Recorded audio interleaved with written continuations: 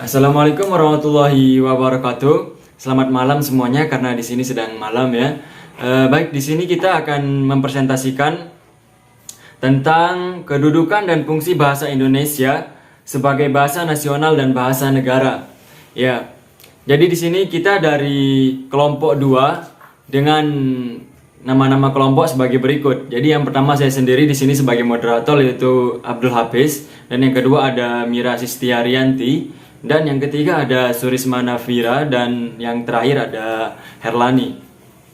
Oke, untuk menyingkat waktu mari kita lanjutkan saja ke pembahasannya. Ya, twing. Apa itu bahasa? Bahasa adalah sistem lambang bunyi arbitrer yang digunakan oleh para anggota kelompok sosial untuk bekerja sama, berkomunikasi, dan mengidentifikasi diri. Kapan bahasa Indonesia lahir? Secara resmi, bahasa Indonesia dikumandangkan pada peristiwa Sumpah Pemuda tanggal 28 Oktober 1928. Peresmian nama bahasa Indonesia tersebut bermakna politis sebab bahasa Indonesia dijadikan alat perjuangan oleh kaum nasionalis yang sekaligus bertindak sebagai perencana bahasa untuk mencapai negara Indonesia yang merdeka dan berdaulat. Peresmian nama itu juga menunjukkan bahwa sebelum peristiwa Sumpah Pemuda itu, nama bahasa Indonesia sudah ada. Fakta sejarah menunjukkan bahwa sebelum tahun 1928 telah ada gerakan kebangsaan yang menggunakan nama Indonesia, dan dengan sendirinya pada mereka telah ada suatu konsep tentang bahasa Indonesia. Apa kedudukan dan fungsi bahasa Indonesia sebagai bahasa nasional? Dalam kedudukannya sebagai bahasa nasional, fungsi bahasa Indonesia adalah yang pertama sebagai pemersatu masyarakat Indonesia. Artinya adalah bahasa Indonesia digunakan sebagai bahasa untuk berkomunikasi antar masyarakat Indonesia yang berasal dari berbagai suku dan budaya. Yang kedua sebagai identitas nasional. Artinya adalah bahasa Indonesia merupakan bahasa sehari-hari yang digunakan serta menjadi ciri khas untuk negara Indonesia.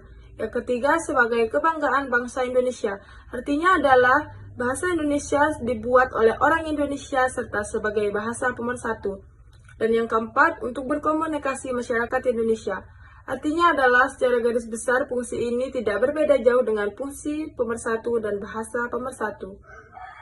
Apa kedudukan dan fungsi bahasa Indonesia sebagai bahasa negara atau resmi?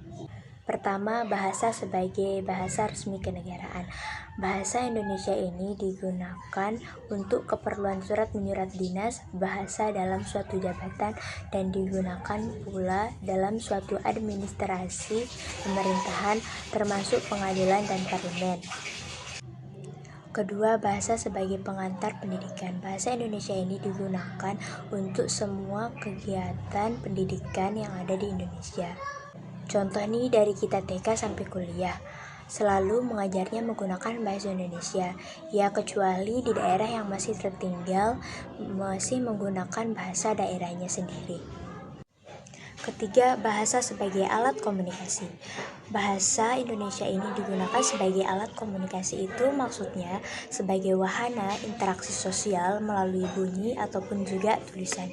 Bahasa Indonesia ini digunakan karena mudah, hampir seluruh rakyat Indonesia juga dapat memahaminya dengan cepat. Keempat, bahasa Indonesia sebagai alat pengembangan kebudayaan dan iptek. Dalam hal ini, bahasa Indonesia itu dapat digunakan sebagai alat pengembangan kebudayaan, sebagaimana yang dimaksud adalah dapat digunakan untuk mempromosikan budaya-budaya Indonesia dalam iptek. Bahasa Indonesia ini juga dapat digunakan dalam penelitian dan lain-lain. Baik, dari materi yang disampaikan, dari pernyataan tersebut dapat diketahui bahwa fungsi bahasa Indonesia teramat penting di negara kesatuan Republik Indonesia, sehingga memerlukan perjuangan yang tidak mudah untuk kita sebagai kaum muda dan pelajar mempertahankan dan mengembangkannya. Bahasa Indonesia dalam kenyataannya sekarang ini mulai redup di dalam jiwa kaum muda dan pelajar. Hal ini terlihat kenyataan di masyarakat, di mana mereka lebih bangga dan senang apabila mampu berbahasa asing ketimbang menggunakan bahasa Indonesia. Berdasarkan kesimpulan tersebut, ada beberapa saran yang ingin kelompok kami sampaikan, di antaranya yang pertama, sebagai kaum muda dan pelajar harus terus membekali diri dengan kemampuan-kemampuan yang bermanfaat, terutama di bidang ilmu pengetahuan dan teknologi. Yang kedua, kaum muda dan pelajar harus terus bangga menggunakan bahasa Indonesia dan tidak terus mengeluh-elukan bahasa asing.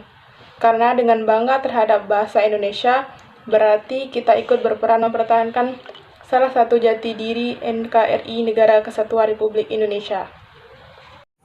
Nah, jadi itu adalah penampilan dari kelompok 2 ya, luar biasa teman-teman yang sudah presentasi, semangatnya.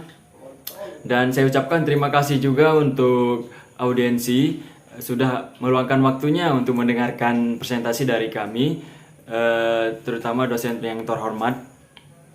Nah, jadi seperti itulah ya. Jadi mungkin hanya ini yang dapat kami tampilkan untuk saat ini.